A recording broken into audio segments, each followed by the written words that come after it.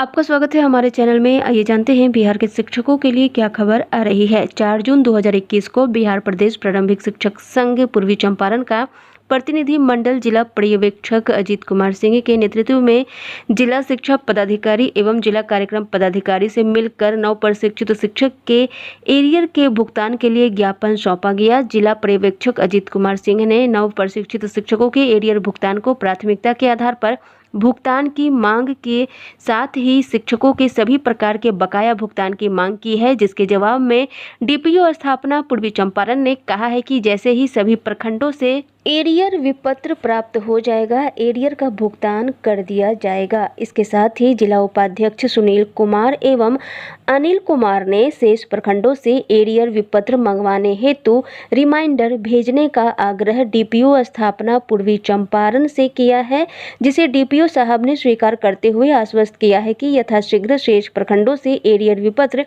जिला कार्यालय मंगवाकर नव प्रशिक्षित शिक्षक का एरियर भुगतान सुनिश्चित किया जाएगा। इसके बाद जिला मीडिया प्रभारी एवं जिला प्रदेश मीडिया प्रभारी ने डीपीओ पूर्वी चंपारण से स्पष्ट कहा है कि विभाग द्वारा बराबर राशि की कमी बताकर एरियर का भुगतान नहीं किया जाता रहा है, लेकिन इस बार जिले में पर्याप्त आवंटन होने के बावजूद एरियर के भुगतान में विलंब क्यों हो रहा है। इसके साथ ही अगर 8 जून तक नव प्रशिक्षित शिक्षकों के एरियर का भुगतान नहीं हुआ तो शिक्षक संघ आमरण अनशन पर बैठ जाएगा। इसकी सारी जवाबदेही आपकी होगी। इसके अलावा शिक्षकों के लिए एक अच्छी खबर आ रही है। अब वेतन भी बढ़ेगा और एरियर भी मिलेगा। वेतन में कम से कम 11% की बढ़ोतरी हो रही है। 11% महंगाई भत्ता बढ़कर के मिलेगा, क्योंकि केंद्र सरकार ने सभी प्रकार के महंगाई भत्ते पर स्वीकृति दे दी है। कई दिनों से इस बात पर बड़ी बहस चल रही थी कि कब से महंगाई भत्ते में वृद्धि होगी। बहुत दिनों से 17% पर सभी सरकारी कर्मचारियों और राज्य कर्मचारियों के वेतन का भुगतान हो रहा है। इधर केंद्रीय कर्मचारियों के लिए खुशखबरी आ गई है, जिस खुशखबरी का इंतजार केंद्रीय कर्मचारी और सरकारी कर्मचारी के अलावा राज्य के कर्मचारी भी लंबे समय से कर रहे थे।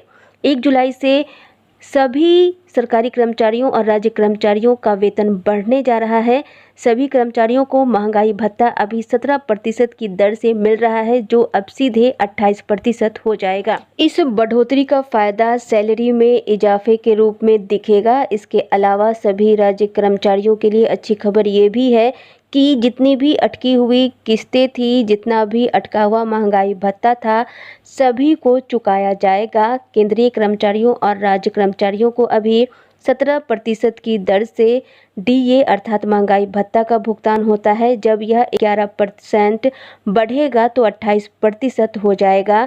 जाहिर तौर पर कर्मचारियों की सैलरी में इजाफा होगा। कर्मचारियों को सीधे 2 साल के डीए का फायदा एक साथ मिलने वाला है, क्योंकि जनवरी 2020 में केंद्रीय कर्मचारियों का महंगाई भत्ता 4% बढ़ा था। फिर दूसरी छमाही यानी जून 2020 में 3% की बढ़ोतरी हुई थी।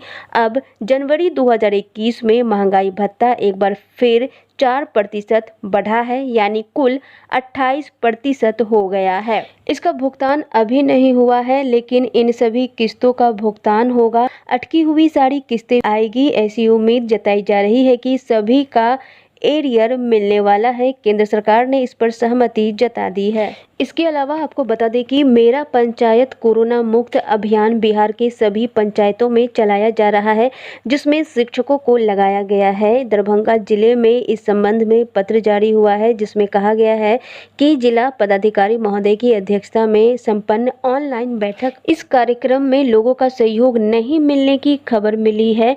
पूर्व में ही दरभंगा जिले में ग्रीष्म अवकाश को रद्द करते हुए कोविड से संबंधित टीकाकरण कार्यक्रम में शिक्षकों से पूर्ण सहयोग मांगा गया था, लेकिन शिक्षकों का सहयोग नहीं मिला है।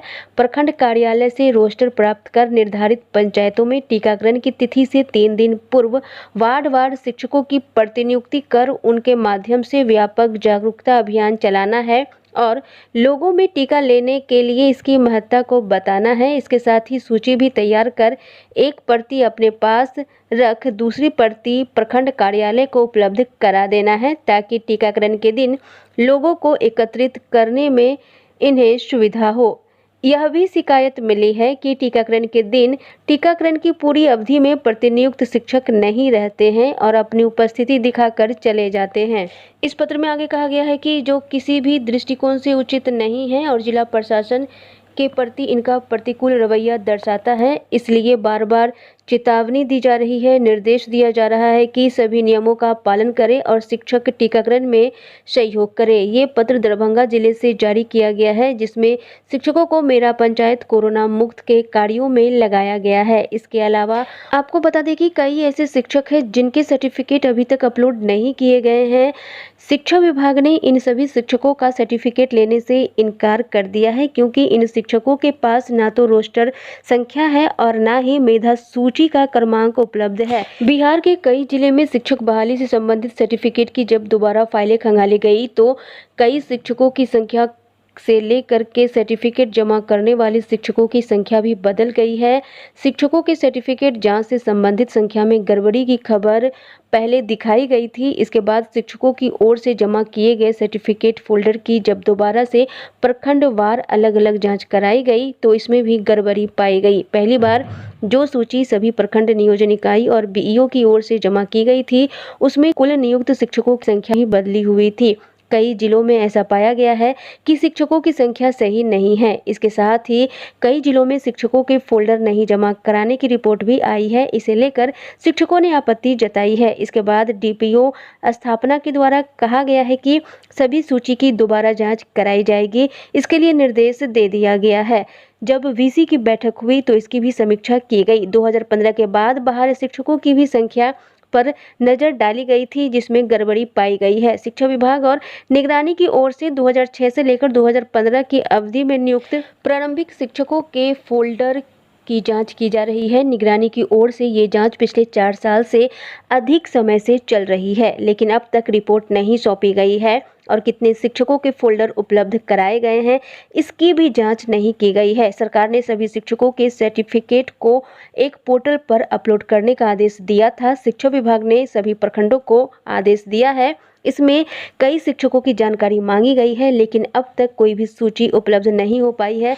शिक्षा विभाग ने कहा है कि अगर नियोजन इकाई मेधा सूची और रोस्टर पॉइंट नहीं देता है तो नियोजन इकाई पर ही कार्रवाई की जाए। आज की खबरों में बस इतना ही। शिक्षक संबंधी सभी प्रकार की खबरों के लिए चैनल को सब्सक्राइब करें। अगर आपको ये वीडियो पसंद आया है तो वीडियो को लाइक एवं शेयर करें। वीडियो देखने के लिए बहुत बहुत धन्यवाद।